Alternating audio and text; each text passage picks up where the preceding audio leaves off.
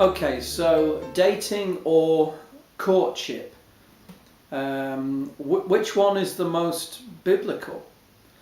Well, if you're a single person, particularly if you're a young single person today, and maybe you're at school or college or university, or perhaps you've just started work, wherever you're surrounded by the people of the world, you'll see all different kinds of relationships. Some are serious, and as I'm sure you're aware, some are not quite so serious. But almost all of them will have arrived at that particular relationship through a series of dating. So you know how it goes. If you see somebody that you like the look of, or perhaps you get into conversation with a member of the opposite sex and you're getting on well together, then you might ask them out. You might ask them on a date. And a relationship might ensue after that, and maybe after a couple of weeks, or if it's going really well, after a couple of months, you might look at the relationship and think, no, I'm not really getting what I want from this relationship. Or perhaps even you'll see somebody else that you like the look of more, and so you'll just swap to somebody else. You'll end that relationship and you'll start another relationship. And this is very common, and nobody thinks anything strange about that. It's what I call recreational dating. Entering into a relationship for fun, entering into a relationship to see what can I get out of it, how can I find enjoyment in this relationship. And if there comes a point where things get difficult, or I'm not enjoying this anymore, then you start to think, right, well, I'll move on to the next relationship. I have to tell you that the Bible knows absolutely nothing of this kind of approach to entering into relationships. All the relationships that you'll read about in the Bible are relationships that end in marriage. Jacob and Rachel, Isaac and Rebekah, Moses and Zipporah, they all end in marriage, in a marriage relationship. The idea is one of commitment and self-sacrifice. Jacob had to wait 7 years for Rachel before she would be his wife. Do you think he said, oh, I've got to wait 7 years? Well, I can't wait that long without a girlfriend. I need to find somebody else in the meantime. No, he committed himself to her, and he was willing to wait for her. So all the relationships in the Bible that you'll see are of that kind of serious commitment and that nature.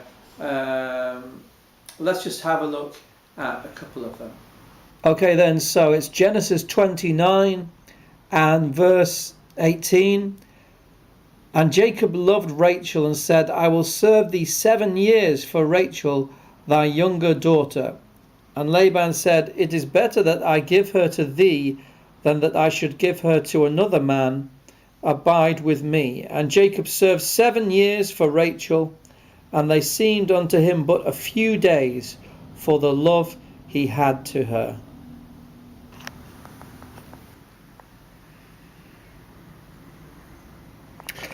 Okay, so we're looking at Ruth chapter 4 and verse 11. And all the people that were in the gate and the elders said, we are witnesses. The Lord make the woman that is come into thine house like Rachel and like Leah, which two did build the house of Israel.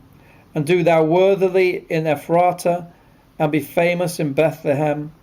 And let thy house be like the house of Pharez, whom Tamar bare unto Judah, of the seed which the Lord shall give thee of this young woman.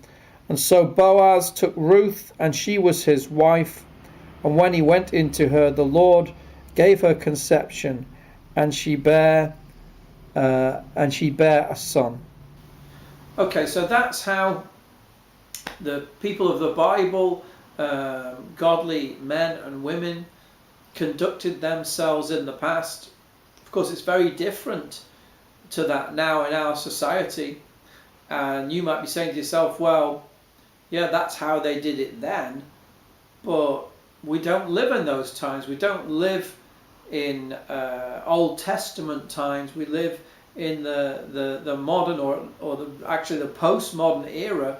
Should we not be conducting ourselves in our relationships like other people do? Should we not change the context of our relationships and rather than appearing sort of weird and different, shouldn't we try and fit in with those that are around us?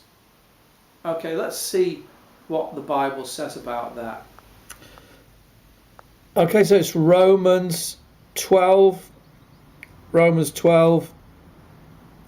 verse 1. I beseech you therefore, brethren, by the mercies of God, that ye present your bodies a living sacrifice, holy, acceptable unto God, which is your reasonable service. And be not conformed to this world, but be ye transformed by the renewing of your mind, that ye may prove what is that good and acceptable and perfect will of God. Okay, so just to recap, if you're entering into a relationship with a member of the opposite sex, then you should be looking for somebody whom you can begin a courtship with. It should be with the eye on marrying that person, not simply skipping from relationship to relationship to see what you can get out of it for your own fun, pleasure, or amusement.